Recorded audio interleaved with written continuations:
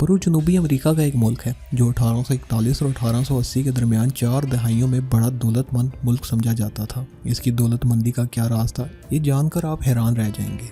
ये कोई सोना चांदी, हीरे जवाहरात, मादनी तेल वगैरह की दौलत नहीं थी, बल्कि समुद्री परिंदों की वो बिठे थीं जो इनके समुद्री हदूद में वाक़े छोटे छोटे जजीरों पर बसेरा करने वाले करोड़ों परिंदों ने हज़ारों सालों में सैकड़ों फुट ऊंचे ढेरों की सूरत में जमा कर छोड़ी थी।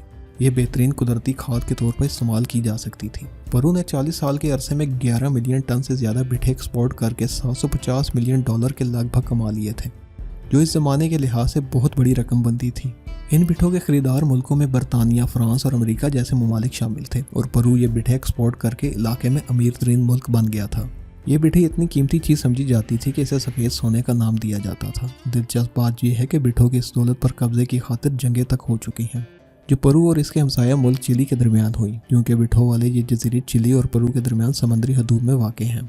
1880 के बाद बिठों का ये कारोबार ज़वाल पजीर हो गया, क्योंकि साइंसदानों ने इसके मुतबादिल मसनूई खादें बनाने का गुर दरियाफ्त कर लिया था और दुनिया में खाद के बड़े बड़े कारखाने लगने लगे थे।